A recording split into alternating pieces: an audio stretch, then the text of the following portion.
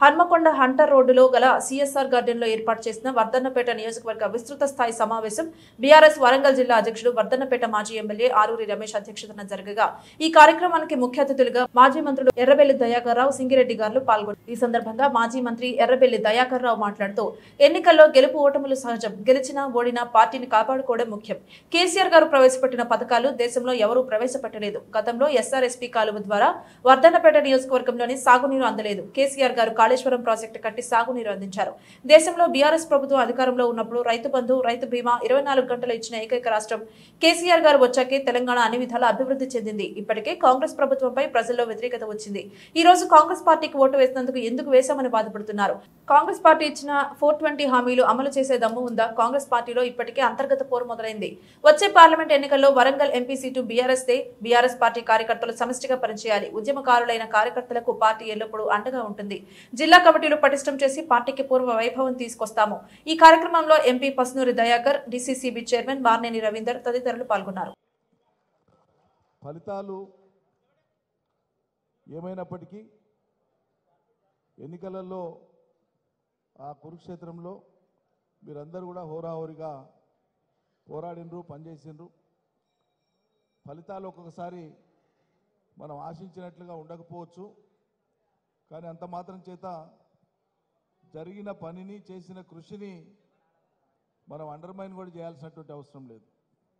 అందుకోసమే మిమ్మల్ని అందరినీ ముందుగా అభినందిస్తూ కొన్ని విషయాలు మీ గమనంలో పెట్టేటువంటి ప్రయత్నం నేను చేస్తా.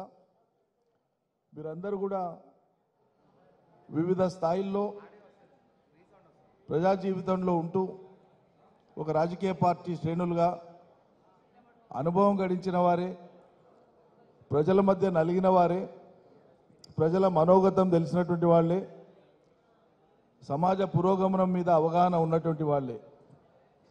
అయినప్పటికీ విషయాలను విశ్లేషించుకునేటప్పుడు ఒక్కొక్కరి దృక్కోణం ఒకటి ఉంటుంది. అన్నింటినీ సమ్మిళితం చేసి మనం ఆలోచించుకుంటే కొన్ని అంశాల మీద స్పష్టత వస్తుంది. ఎప్పుడైనా సరే మనం ఏ విషయానికి ఆ విషయం విడివిడిగా చూస్తే విషయాలు అర్థం కావు, బోధపడవు. ఒక సమగ్రతతో చూసినప్పుడే, అర్థం చేసుకునే ప్రయత్నం చేసినప్పుడే ఆ విషయానికి సంబంధించినటువంటి లోతులు మనకు అర్థమవుతాయి. తద్వారా సరైనటువంటి పరిష్కారం వెతుక్కొని ముందుకు పోతే మరోసారి జరిగినటువంటి పొరపాట్లు, తప్పిదాలు జరగకుండా ఉండడానికి ఆస్కారం ఉంటుంది. అందుకోసం విషయాలను సరిగ్గా విశ్లేషించుకోవడం మన బాధ్యత. ఎన్నికలు అనగానే ఫలితాలు వచ్చినప్పుడు అందరు సంబరపడిపోతారు. ఫలితాలు అనుకూలంగా వచ్చినప్పుడు విజయంలో అందరూ భాగస్వాములే కాబట్టి అందరూ కూడా నాది నాది అంటారు, సహజం. అపజయం వచ్చినప్పుడు మాత్రం దాన్ని అంతే ఉందాగా మేమందరం కూడా అపజయంలో భాగస్వాములం అనేటువంటి హుందాతనం తక్కువ ఉంటుంది. అప్పుడు నెపం వేసేటువంటిదో, సాకులు వెతకడమో, ఇతరుల మీద నెట్టడమో మనం చూస్తుంటాం. అట్లా జరగవద్దు. జయమైనా అపజయమైనా సమానంగా తీసుకొని కారణాలను విశ్లేషించుకొని భవిష్యత్తులో సమస్యలు ఉత్పన్నం కాకుండా ఎట్లా సాఫీగా ముందుకు పోవాలో మనం ఆలోచన చేసుకోవాలి. 40 ఏళ్ల కాలంలో కాంగ్రెస్ 15 సంవత్సరాలు మాత్రమే ఉంది.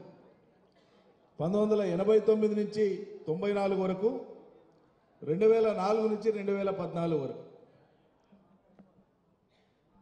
మొదటిసారి 5 ఏళ్లలో 3 ముఖ్యమంత్రులు, 10 ఏళ్లలో 3 ముఖ్యమంత్రులు. వైఎస్ రోషయ్య, కిరణ్ కుమార్, అంతకంటే ముందు మరిచెనాటి, నేదురుమల్లి జనార్దన్ రెడ్డి, విజయభాస్కర్. 15 సంవత్సరాలు మాత్రమే 2 స్పెల్స్లో, మొదటి స్పెల్ 5 ఏళ్ళు, రెండో స్పెల్ 10 ఏళ్ళు అధికారంలో ఉండి 25 సంవత్సరాలు ఇక్కడ అధికారంలో లేనటువంటి పరిస్థితి, కేంద్రంలో కూడా అధికారంలో లేనటువంటి పరిస్థితి, దాదాపు 25-30 సంవత్సరాలు. ఈ 2 బలమైన కారణాలు అనేటువంటివి మొన్న ఎన్నికలు మన ప్రాంతంలో జరిగేటప్పటికీ మనం అదివరకే 2 సార్లు గెలిచి ఉన్నాం.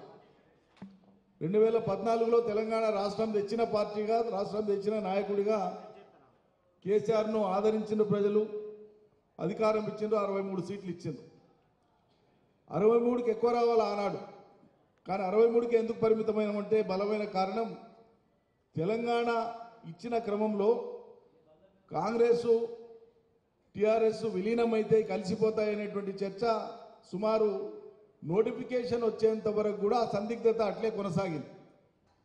ఒక దశలో మనం కూడా ఆనాడు రాష్ట్రం వస్తే చాలనేటువంటి దీంట్లో ఉంటిమి. కేసీఆర్ గారు కూడా స్వయంగా చెప్పినారు ఆ విషయం. కానీ వాళ్ళు కాంగ్రెస్ వాళ్ళు అవలంబించినటువంటి వైఖరి మూలంగా తప్పని పరిస్థితులలో తెలంగాణ సమాజం నుంచి వచ్చినటువంటి ఒత్తిడి, తెలంగాణ కోసం సొంత గొంతు ఉండాల్సిందే, స్వీయ అస్తిత్వం ఉంటేనే స్వీయ పాలనకు అర్థం అని చెప్పి ఆనాడు పెద్దల నుంచి వచ్చినటువంటి సూచన, సమాజం నుంచి వచ్చినటువంటి ఒత్తిడిని దృష్టిలో పెట్టుకొని మనం ఆనాడు ఒంటరిగా ఎన్నికలకు పోయినాం. ఆఖరి నిమిషంలో ఒంటరిగానే ఎన్నికలకు పోవాలని నిర్ణయం అయినప్పటికీ 63 స్థానాలతో ప్రజలు మనకు అధికారం ఇచ్చినారు. 63 స్థానాలతో మనం పురోగమించి 2018 వచ్చేటప్పటికీ చారిత్రాత్మకమైనటువంటి పనులను చేసి ఏ లక్ష్యం కోసం అయితే రాష్ట్రం సాధించినామో, ఏ వనరులను సద్వినియోగం చేసి ప్రజల జీవితాల్లో మెరుగైనటువంటి వేగమైనటువంటి ఫలితాలు తేవాలనుకున్నామో అవి తెచ్చి ప్రజల కళ్ళ ముందు ఉంచినాం.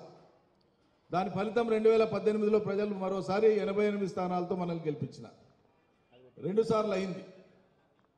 2023 వచ్చే వరకు 3వసారికి మనం పోతున్నాం.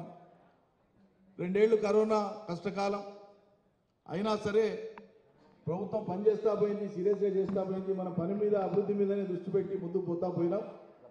ఈ కాలంలో పార్టీ శ్రేణులను కానీ, పార్టీ నిర్మాణాత్మకంగా మన పార్టీని నడిపే విషయంలో కానీ పూర్తిగా పార్టీని స్ట్రక్చర్డ్గా, ఆర్గనైజేషన్గా దాని మీద దృష్టి పెట్టి ముందుకు తీసుకుపోవడంలో ప్రభుత్వానికి ఇచ్చినటువంటి ప్రాధాన్యత మన పార్టీ నిర్మాణానికి ఇవ్వలేకపోయాం. ఇది యథార్థం. గ్యాప్ ఏర్పడ్డది. ఈ గ్యాప్లో నేను ఇంతకుముందు చెప్పినట్లు సుమారు 25 సంవత్సరాల అధికారానికి దూరంగా ఉన్నటువంటి కాంగ్రెస్ పార్టీ ఒక కసి మీద వాళ్ళ శ్రేణులంతా కూడా, వాళ్ళ నాయకులంతా కూడా దేశవ్యాప్తంగా ఎక్కడ అవకాశం వస్తే అక్కడ, ఏ రాష్ట్రాల్లో అవకాశం వస్తే అక్కడ కసి మీద పనిచేయడానికి వాళ్ళు పూనుకోవడమే కాక వాళ్ళు ముందు జాగ్రత్త పడ్డారు. 2014లో రాష్ట్రం తెచ్చిన నాయకుడిగా ప్రజలు కేసీఆర్ ప్రభుత్వాన్ని గెలిపించారు. 2018లో ఆయన పనితీరును చూసి గెలిపించినారు. 2023కి గ్యారంటీగా ఆయన పనితీరును మనం ఢీ కొట్టలేము, పని జరగలేదని చెప్పలేము. కాబట్టి కేసీఆర్ని ఎదుర్కోవాలంటే మార్గాలు ఏంటి వాళ్ళు అన్వేషించుకున్నటువంటిది కాంగ్రెస్ పార్టీ ఒక వ్యూహం ప్రకారంగానే, సిద్ధాంతపరంగానో అభివృద్ధి అజెండాగానో వాళ్ళు చర్చ ప్రజల్లోకి బోనియదలుచుకోలేదు. అక్కడే వాళ్ళు వాళ్ళ యొక్క దుష్ట ప్రయత్నాన్ని సఫలం చేసుకోగలిగినారు. అభివృద్ధి అజెండా అనేది 2023లో ప్రధాన చర్చనీయాంశం అయితే ప్రజలకు ఎన్నికలలో కేసీఆర్కి ఎదురుండదు. కాబట్టి ఒక విష ప్రచారాన్ని, ఒక దుష్ప్రచారాన్ని ప్రభుత్వం మీద, అధినాయకత్వం మీద, కుటుంబం మీద, యావత్ తెలంగాణ ప్రజాప్రతినిధుల మీద ఏదో రకంగా ప్రతిరోజు వీళ్ళ మీద నిందలు మోపుతూ, అభాండాలు వేస్తూ ప్రజల్లోకి ఒక తప్పుడు చర్చను తీసుకుపోవాలని నిర్ణయం తీసుకొని కాన్షియస్గా, ఓ పద్ధతి ప్రకారంగా, డెలిబరేట్గా కొన్ని యూట్యూబ్ ఛానల్స్ కానీ, సోషల్ మీడియాని కానీ చాలా ఎఫెక్టివ్గా వాళ్ళు వాడుకొని సిస్టమేటిక్గా చేసినారు. వాళ్ళు పని మొదలుపెట్టినప్పుడు మనం ఏమనుకున్నాం, ఏదైనా పిచ్చి మాటలు ఎవడో మాట్లాడి మనం స్పందించాలని అనుకున్నాం. కానీ అవి జనంలోకి మెల్లమెల్లగా పర్కులేట్ అయినాయి. ఆ పర్కులేట్ అయ్యేటువంటి టైంలో మనం మన శ్రేణుల్ని, మన పార్టీని ఉత్సాహపూరితంగా నడపడంలో కొంత వెనుకడుగు అయింది కాబట్టి, కొంత మందగమనం అయింది కాబట్టి మన వాళ్ళు కూడా ఎక్కడికక్కడ ఢీలాగా ఉన్నారు. ఏ మాట కామాట. ఆయన తిడితే నన్ను కాదు కదా అనుకున్నారు, ఆ ఎమ్మెల్యేని తిడితే నన్ను కాదు అనుకున్నారు. అంతిమంగా మొత్తం పార్టీ అధినాయకుడిని తిట్టేటువంటి క్రమంలో కూడా ఎక్కడికక్కడ రిటాలియేట్ చేయడం కానీ, స్పందించడం కానీ, తీవ్రంగా ఖండించడం కానీ చేయడంలో మన శ్రేణులు అశ్రద్ధ చూపలేకపోయి. దానికి కారణాలు ఉన్నాయి. మనకు 2-3 రకాల కాంపోజిషన్ ఉంది. ఉద్యమం మొదలుపెట్టినాడు ఉన్నటువంటి శ్రేణులు, మధ్యలో జాయిన్ అయినటువంటి శ్రేణులు, రాష్ట్రం వచ్చినాక వచ్చిన శ్రేణులు, ఈ డిఫరెంట్ కాంపోజిషన్స్ అన్నింటినీ కలిపి ఆయా నియోజకవర్గాలలో ఏకతాటి మీద నడిపి ముందుకు తీసుకుపోవడంలో పార్టీ అనేది ఒక బలమైన నిర్మాణంగా లేకపోవడం కారణంగా మనకు అది ఆ గ్యాప్ ఏర్పడిపోయింది. దాంతో ఏమైంది, వాళ్ళు ఒకటి విష ప్రచారము, 2 విపరీతమైనటువంటి కసితో పనిచేసిన కారణంగా అప్పటికి కూడా ఇన్ని జరిగిన 39 స్థానాల్లో మనం గెలిచినాం. 14 స్థానాలలో 8,000 నుంచి 1000 మధ్యలో ఉండేటువంటి ఆ తేడాతో ఓడిపోయినాం. 14 స్థానాలు 800, 1000, 1200, 1300, 2000, 3000 అట్లా 2-3 సీట్లు 8,000 లోపు మొత్తం కలిపి 14 స్థానాలలో 1000 నుంచి 8,000 ఓట్ల తేడాతో ఓడిపోయినాం. మొత్తం రాష్ట్రం ఓట్ల సంఖ్య తీసుకుంటే 4,40,000 ఓట్లు మాత్రమే కాంగ్రెస్ పార్టీకి మనకి తేడా. 1.85% మాత్రమే తేడా ఓట్ల శాతం. అంటే మరో 14 సీట్లు మరికొంత గట్టిగా మరికొంత పట్టుదలగా పనిచేసి ఉంటే తప్పకుండా ప్రభుత్వం విశ్వ ప్రభుత్వము మన ప్రభుత్వం అయ్యి ఉండేది. అయినా సరే ఫలితాలకు మనం కృంగిపోవాల్సిన అవసరం లేదు, నిరుత్సాహపడాల్సినటువంటి అవసరం అంతకంటే లేదు. మరో అవకాశం మనకు వచ్చింది, మనం సరిచేసుకొని సరిదిద్దుకొని రేపు పార్లమెంట్ ఎన్నికలలో మనం మళ్ళీ తిరిగి కసిగా పనిచేసి బదలా తీసుకునేటువంటి ఒక అవకాశం పార్లమెంట్ ఎన్నికలలో వస్తుంది. దానికి మీరందరూ సమాయత్తం కావాలని చెప్పి మిమ్మల్ని ప్రత్యక్షంగా కోరడం కోసమే రాష్ట్ర పార్టీ నుంచి మీ దగ్గరికి వెళ్ళడం మేము రావడం జరిగింది. తప్పట్లు కొట్టొచ్చు. తప్పకుండా యువతకి, చదువుకున్నటువంటి యువతకి ఉద్యోగాలు రాలే అనేటువంటి దుష్ప్రచారాన్ని చాలా చాలా బలంగా కాంగ్రెస్ పార్టీ చెప్పింది. కానీ మనం ఉద్యోగాలు కల్పించింది, ప్రభుత్వంలో కానీ ప్రైవేట్లో కానీ ఉపాధులు కల్పించింది మనం గొప్పగా బలంగా చెప్పలేకపోయాం. ఇది మన కళ్ళ ముందు ఉండేటువంటి. దాంతోపాటు వ్యవసాయ రంగం, నేను సాక్షాత్ వ్యవసాయ శాఖ మంత్రిగా పనిచేసిన 5 ఏళ్ళు కేసీఆర్ గారి నాయకత్వాన్ని. అంతకుముందున్న వ్యవసాయం ఎట్లుండనో నేను మీకు చెప్పక్కర్లేదు. ఆ రైతుల కష్టాలు, ఆ నీటి బాధలు, ఆ కరువు బాధలు, ఆ దుర్భిక్షము, ఆ వలసల నుంచి పుట్టుకొచ్చిందే తెలంగాణ ఉద్యమం. నిజం చెప్పాలంటే మీ వరంగల్ పత్తి రైతుల ఆత్మహత్య కోసమే కదా ఆనాడు సోనియా గాంధీ గారు కాంగ్రెస్ పార్టీ ప్రాపకం పెంచుకోవడం కోసం ఇక్కడికి వచ్చి పరిహారం ఇస్తామని పోయింది ఉద్యమం నడిచే కాలంలో. ఆ వ్యవసాయ రంగాన్ని 1,50,00,000 ఎకరాల వ్యవసాయ భూమి ఉన్న ఈ తెలంగాణను సస్యశ్యామలం చేస్తే 70 లక్షల పైచీలకు రైతు కుటుంబాలకు ప్రత్యక్షంగా చేతికి పని వస్తే, కుటుంబానికి ఒక 4 ఉంటే ఆ కుటుంబంలో తల్లి, తండ్రి, పెళ్ళామొగుడు 2 కానీ వ్యవసాయం చేసే 2 రైతులు, వాళ్ళ 2 పిల్లలు కానీ ఎటు తీసుకున్నా సగటున 4 ఉంటే ఆ కుటుంబంలో దగ్గర ఎంతమందికి వస్తుంది? 2,60,70,00,000 మందికి ప్రత్యక్ష ఉపాధి వస్తుంది. 4 కోట్ల మందిలో తెలంగాణలో వ్యవసాయమే ప్రత్యక్షంగా ఇలా ఉపాధిని ఇస్తున్నటువంటిది సింహభాగానికి ఇస్తుంది. 58% ప్రజలకు మనం ఇవాళ వ్యవసాయ రంగాన్ని బలోపేతం చేసి స్థిరీకరించి ఇలా ఉపాధి కల్పించిన, అద్భుతమైన ఉపాధి కల్పించిన. ఈ వ్యవసాయం లేకుండా ఆర్థికాభివృద్ధి జరిగిందా? వ్యవసాయం పెరిగినందుకు ఎన్ని పెరిగినాయి దాని మీద ఆధారపడి, వ్యవసాయం పెరిగినందుకే కదా పల్లెలు బాగుపడ్డాయి. పల్లెలు బాగుపడ్డాయి కాబట్టే పట్టణాలు కూడా విస్తరిస్తున్నాయి. పల్లెల్లో ఎకనామిక్ యాక్టివిటీ వచ్చింది కాబట్టే పట్టణాల్లో కూడా ఎకనామిక్ యాక్టివిటీ విస్తరించింది.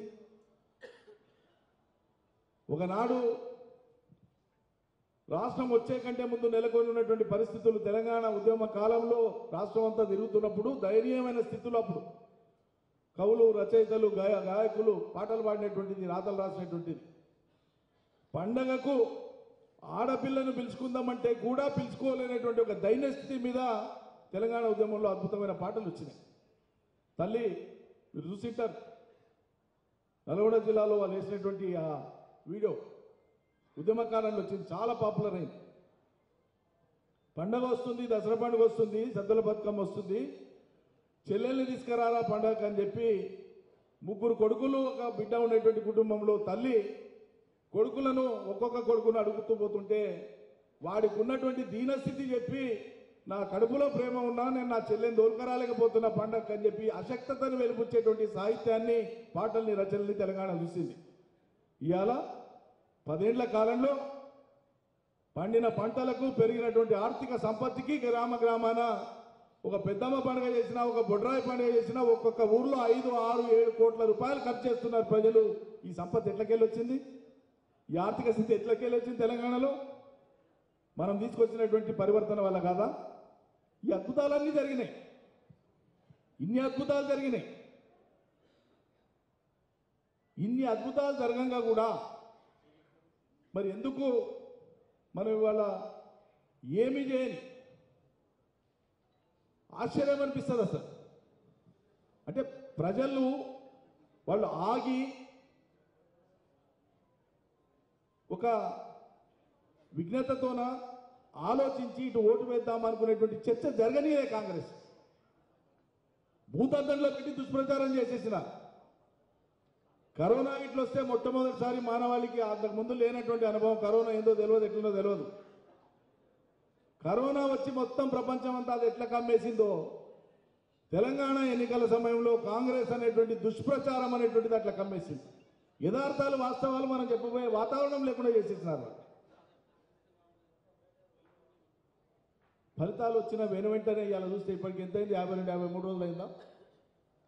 ఫలితాలు వచ్చిన మొదటి వారం నుంచే ప్రజల యొక్క అసంతృప్తి కానీ పెదవి వీర్పు కానీ వాళ్ళ మాటలు కానీ మనం చూస్తున్నాం. మేము ఇట్లా అవుతుంది అనుకోలే.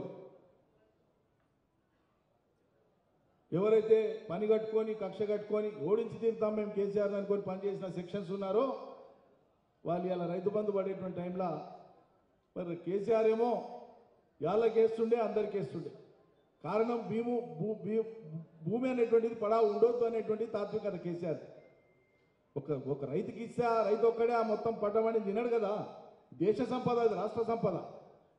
ఏ రైతు కూడా తను పండించిన పంట మొత్తం సొంతంగా తను వాడుకోడు. అమ్మకం రూపంలో ఆయనకు ఖర్చు పెట్టుబడి రావచ్చు, ఆదాయం రావచ్చు, కానీ ఈ సంపద లేకపోతే ఈ సమాజం బతకదు కదా. సో సమాజానికి ఒక సంపద కావాలి, ఈ దేశానికి ఒక వనరు కావాలని వ్యవసాయాన్ని అభివృద్ధి చేస్తాం. అందుకోసమే అందరికి ఇచ్చినాం. వీళ్ళు చేసిన దుష్ప్రచారం, రైతు బంధు ఉన్నోళ్ళకి ఇచ్చిందని, 100 ఎకరాలకు ఇచ్చిందని రకరకాల దుష్ప్రచారం చేసింది. రాష్ట్రంలో దేశంలో భూగరిష్ట పరిమితి చట్టం అమల్లో ఉంది. 54 ఎకరాలకు మించి ఎవరి చేతిలో భూమి ఉండడానికి అవకాశం లేదు. వ్యవసాయ భూమి, వ్యవసాయేతర భూములు కాలేజీలకు వాటికి ఉంటే వాళ్ళకి రైతు బంధు రాదు. వ్యవసాయ భూములకే రైతు బంధు వస్తుంది. కానీ దుర్మార్గమైన ప్రచారం చేసేసింది. ఎవరైతే ఈ దుర్మార్గమైన ప్రచారంలో భాగస్వాములో కొంతమంది కొన్ని సెక్షన్స్ రైతు బంధు తీసుకొని కూడా కేసీఆర్ను తిట్టిండ్రో ఇవాళ వాళ్ళకి తెలిసి వస్తూ ఉంది. వచ్చిన కొత్త సర్కారు మంచిగా వాళ్ళందరికీ మంచిగా అరటిపండు నోట్లో పెట్టేసింది. ఇప్పుడు రైతు బంధు చేయకుండా ఎవరికి? కేసీఆర్ను విమర్శించి రైతు బంధు తీసుకొని కూడా విమర్శించినటువంటి 10 ఎకరాల పైన ఉన్నటువంటి వాళ్ళు ఎవరైతే ఉన్నారో ఇప్పుడు వాళ్ళు తేలుకు దొంగ కలిసినట్లుంది. అది కేసీఆర్ అయితే దించేసింది, కానీ కేసీఆర్ ఇచ్చింది కూడా వీళ్ళు ఇచ్చే పరిస్థితి లేదు కదా. మాది ఇట్లా అయిపోయాయి కదా అని బయటికి చెప్పలేకపోతే మందిలో మాట్లాడితే కొడుక నీవే కదరా కేసీఆర్ ఓటేద్ది అనేది మళ్ళీ ఇట్లా మాట్లాడుతున్నాను ఏడదంటారు అని చెప్పి నోరు మూసుకున్నాడు. కానీ పేద సాదా జనం, నోరు లేని జనం, బీదా బిక్కి జనం, ఎకరా 2, 3, 4, 5 ఎకరాలు ఉన్నటువంటి రైతులు వాళ్ళ అవస్థలు ఎలా దేవుడేరు. మనం ఏళ్ళకి ఇస్తుంటే 2 ఎకరాల లోపు వాళ్ళకి ఏనికనే 2 నెలలు అయిపోయింది. 2 ఎకరాల లోపు ఉన్న వాళ్ళకి ఏనికనే 2 నెలలు అయిపోయింది. మిగతా ఎప్పుడు ఇస్తారో తెలియదు. ఏం మాట్లాడినా కేసీఆర్ ఖాళీ చేసిపోయిండు, మేము ఇద్దామంటే ఏం లేదు. కేసీఆర్ ఖాళీ చేసిపోయిండు, మేము ఇద్దామంటే. ఇవన్నీ లేవు.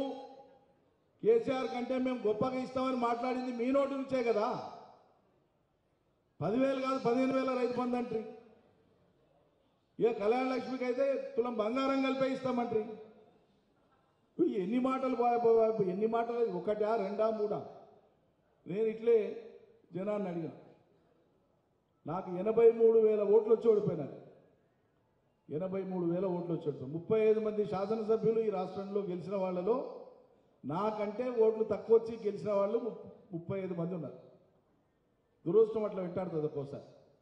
నేను ఇట్లే ప్రజల్ని సరే అయిపోయింది, మీరు గెలిపించినా గెలిపించకపోయినా మీరు 2023లో గెలిపిస్తారని 2001లో మేము జెండా పట్టలే. ఆయన రాష్ట్రం కోసం పట్టినాం, రాష్ట్రం తెచ్చినాం, మీకు నీళ్లు తెచ్చినాం, రోడ్లు ఇచ్చినాం, బిల్డింగ్లు కట్టినాం, జిల్లాలు చేసినాం, మండలాలు చేసినాం.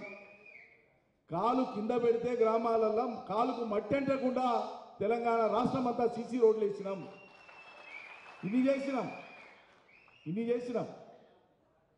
మరి మీరు ఎట్లా నమ్మితిని వాళ్ళని ఎట్లా ఇస్తారంటే ఇట్లా కేసీఆర్ ఇచ్చేటివి ఎన్ని వస్తున్నాయి కదయ్యా, వీళ్ళు ఎక్కువ ఇస్తామంటున్నారు కదా అని మేము మోసపోతాం కదా బా అంటున్నాం.